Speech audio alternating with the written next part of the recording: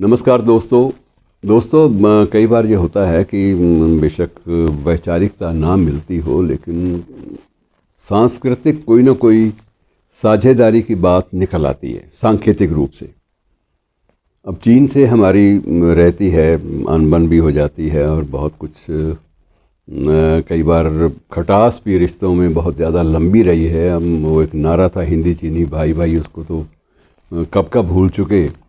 दिल करता है कि अच्छे दिन लौटें, लेकिन फ़िलहाल जो वहाँ का तंत्र है उसके मुताबिक अभी संभावना नहीं है, लेकिन उम्मीद नहीं छोड़नी चाहिए। मैं सांस्कृतिक बात की ओर आता हूँ। कल्चरल क्या समानता हो सकती है? कल्चरल समानताओं में हमारे पास आधार तो बुद्ध भी हैं और बहुत सारी चीज़ें हैं, लेकिन श्राद्ध भी होते हैं चीन में, ये आधार हमारे पास नहीं है।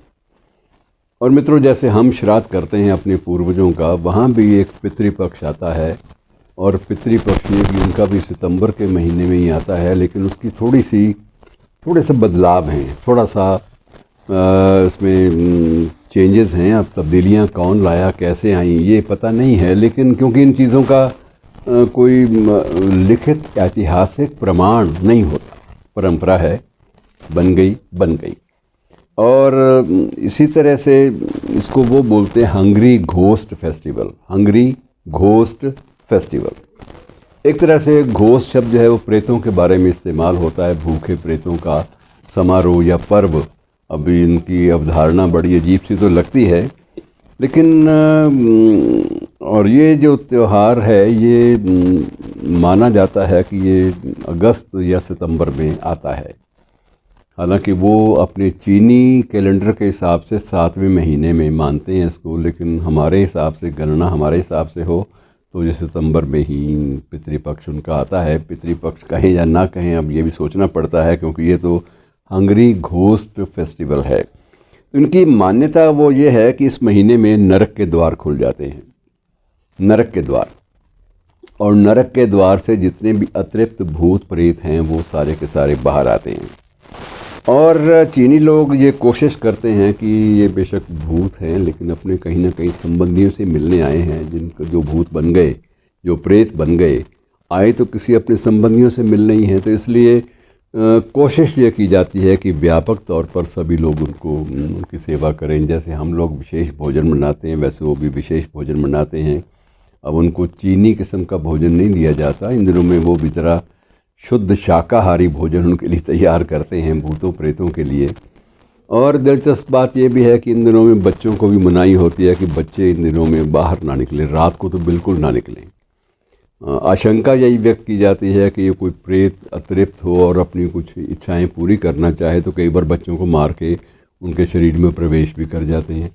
इसलिए बच्चों को बचाने के लिए ये एक किंवदंतियाँ हैं, प्रचलित मान्यताएं हैं। इनको कहाँ तक स्वीकार करना है, कहाँ तक नहीं करना, ये हमें नहीं पता। इस बारे में कोई व्याख्या कम से कम हम लोग तो नहीं कर पाएंगे। हम तो जो पितृपक्ष की बात करते हैं उनमें अपने पितरों को श्रद्धापूर्वक उनकी स्मृति को मनाते हैं, और उसके बाद उनको पितृपक्ष में हम लोग उनकी पूजा भी करते हैं, उनका आह्वान करते हैं, और उसके बाद अच्छा भोजन, वस्त्र और दान भी करते हैं उनके नाम पर, उनके निमित्त। तो हमारी एक भावनाएं बिल्कुल अलग हैं, जबकि वो एक हंगरी घोस्ट फेस्टिवल के नाम से, लेकिन समय वही है।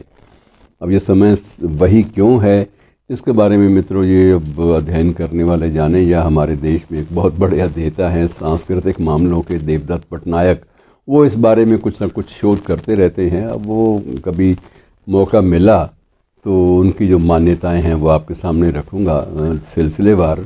लेकिन फ़िलहाल ये है कि उसके बाद ये भी है कि लोगों को ये भी कहा जाता था कि इन दिनों में जब ये हंगरी घोस्ट फेस्टिवल होता है, उन दिनों में सीटी भी ना बजाएं।